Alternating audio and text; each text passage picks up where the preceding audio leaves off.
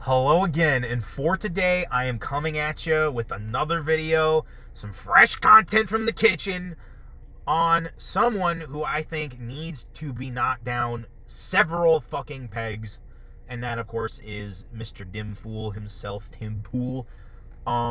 Yeah, bro, I am fucking sick to death of him. I mean, I already was was it 3 years ago already? When fucking Nah, no, no, it was 2 years ago. I'm getting my timeline. No, it was 2 years ago when fucking Milo, Ye, and Nick Fuentes walked off the Timcast IRL stream.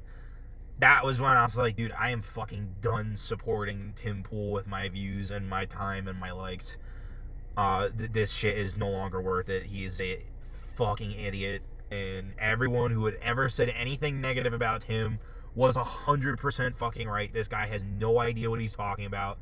He is literally just spinning his wheels and make it like a confidence trickster. Just making everyone think that he's like this really smart, intelligent guy who's incredibly savvy about the world and has it all figured out. And it's like, dude, no, he doesn't. Um.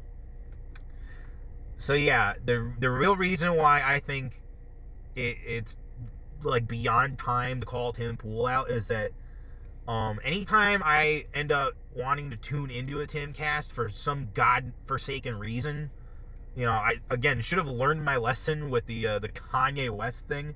But I've also heard this from other people who criticize Tim Pool lately. Is that like you'll want to hear the guest speak, and it's like the Tim Show with Tim Pool, starring Tim Pool, and you can barely hear the fucking guest speak because Tim has to interject because it's all about Tim Pool.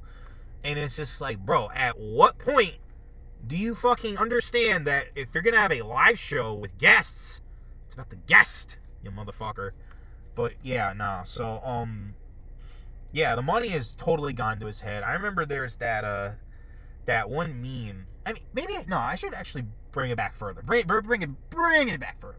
So I didn't know about Tim Pool when I was trying to get involved with Occupy Wall Street. I found out about him much like most of you did during like 2016, 2017, where he was popping up on all these shows like Rubin Report and fucking he did the Fox News stint, and then everyone would see him at these like big Antifa protests, and he was like interviewing Proud Boys, and he was going around the country doing like actual honest to God journalism with his Patreon bucks. And I was like, wow, no, this guy is getting like real genuine footage. He's like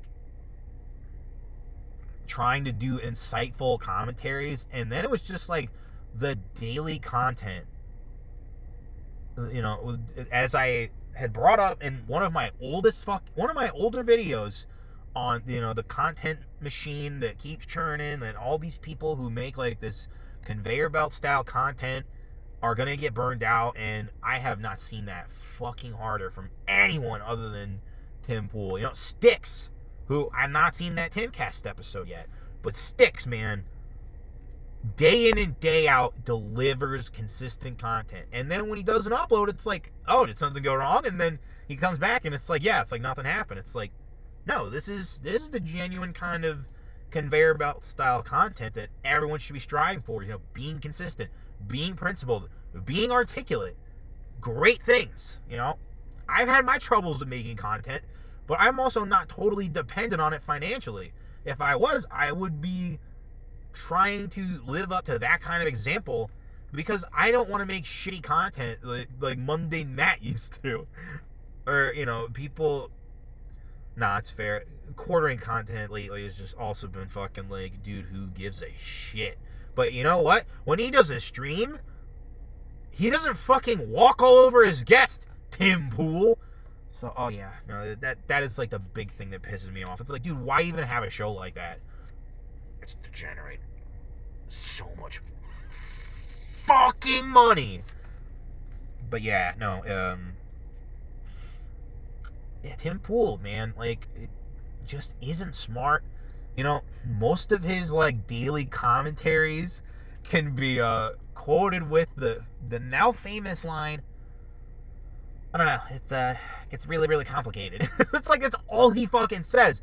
I wish I had like a year's worth of shit saved on my hard drive that I could just do that video where you just see just say that on an endless loop, because I could probably pull up 4 fucking videos from recent works of his and find that clip, and it'll be in the sources. And yeah, it'll have nothing to do with fucking anything, but that shit will be in the sources if I remember to do that. But yeah, no, you could just watch a bunch of Tim Pool commentaries, and yeah, he just rides that fucking fence post like his life depends on it. You know, the country is at such a high polarization divide that it's not even funny, and then Tim Pool's just sitting there, you know, with the fence post up his ass going, I don't know, I guess it's really, really complicated.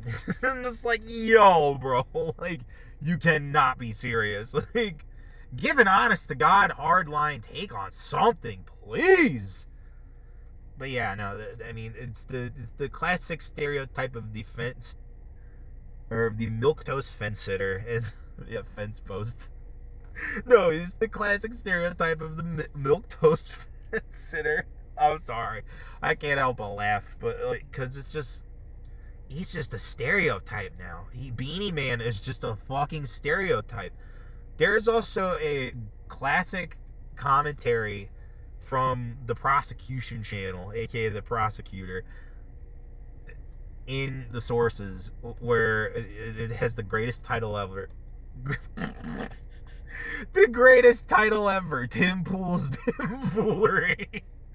And like, bro, that guy nailed Tim Pool to a cross like 4 years before I got around off my ass to do this commentary, because I remember I used to do a couple of these calling out videos, and yeah, I sorry guys, I've been slacking. I should have called his ass out a while ago, because the real problem with Tim Pool and his conveyor belt style content creation and the Timcast show and the Tim hour, it's all fucking boring, dude. Like, it's just background noise dribble. It's like, yo, I could put on a fucking Mauler commentary on a shitty movie, you know, like an Unbridled Cataclysm. I don't know what he called the yeah, I love the one he did for Multiverse of Madness, bro. I forgot what he called the Quantumania one he did recently, but yo, the Unbridled Cataclysm was such a great title. Anywho, yeah, I could put on background noise style commentaries like that and actually get something of value out of it, whereas like you put on Tim Pool and you might as well be listening to fucking static noise. But the Timcast show has that huge problem. It's like, we know your takes, Tim. You fucking make content all day in your $1 million commune that you run in this fucking giant McMansion with a skate park in it. It's like, bro, like, we know what you're up to. We know your opinions. We're here to listen to the guest, not you. You're fucking boring, Tim. And it's just like, I really wish someone would go up to him and just smack him in the face and wake him up, anime style. Wake up to reality. You are fucking boring. You know, like, just give him the fucking Mamoru Chiha speech he desperately needs. Because, yeah, bro, Tim is boring. The daily content has him burned the fuck out. Like, I have never seen someone more tired of having to do the same thing every day than Tim fucking Pool. And he can lie to himself about it, but it's like, dude, like, you used to do high quality, engaging, on the ground journalism, and now what, you let Shane do that for a written word? Like, bro, like, I thought the whole point of you getting all those millions upon millions of dollars and having the crew with you and having people like Ian and Lydia and back in the day Adam and shit was not to do the fucking show. You know, like, I don't know. Oh yeah, I definitely didn't, but a commentary is coming about, you know, doing the show forever isn't a way to solve any world problems. Like, you know, it essentially is the grift, you know, to do a show.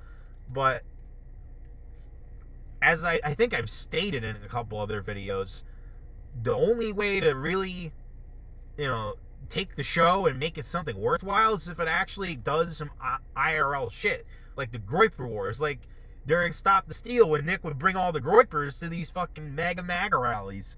And it's like, yo, that is the kind of on the ground, like, world change political activism we needed from these people with these shows. It's like, we don't need them to do the show live like Ben Shapiro once did at the fucking March for Life, which I don't know how anyone sat there through that and didn't think that was the biggest fucking, like, grift of all time.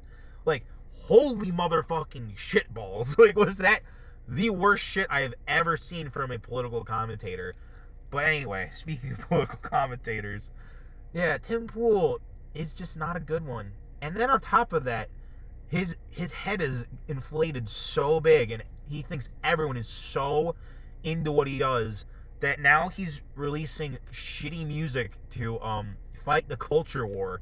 And unlike when Bryson Gray or Tom McDonald makes a iTunes topping chart, like, no one gives a fuck about when Tim Pool makes music, because everyone's just too scared to admit it to him.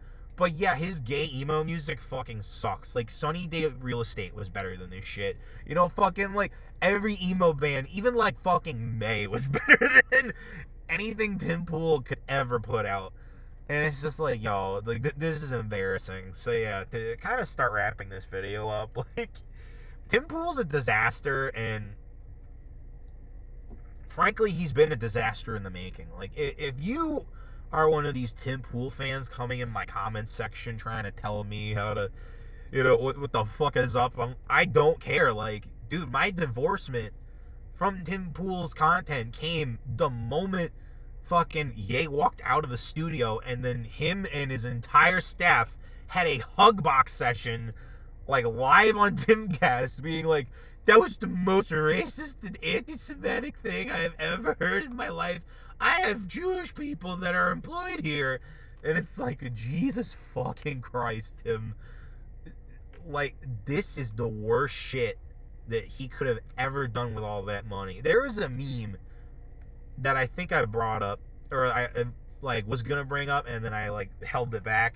But yeah, no, there's this meme of, like, of a 4chan green text post where it's like, reminder that people like Vincent James and others got banned, but this motherfucker got, like, millions of dollars to fund a content commune for milquetoast opinions that ride the YouTube algorithm and are approved by the guidelines. And it's like, yeah, that's the other thing. It's like, dude, Tim Pool's content used to be boundary pushing, and because he's such an algorithm chaser, he cannot do anything that doesn't upset the YouTube algorithm away from him. So yeah, in an effort to chase some of those dollary dues, I have made this piece of content for you on why Tim Pool needs to fucking reassess his entire business operation. And maybe, in order to regain a modicum of credibility, go back to doing, like, fucking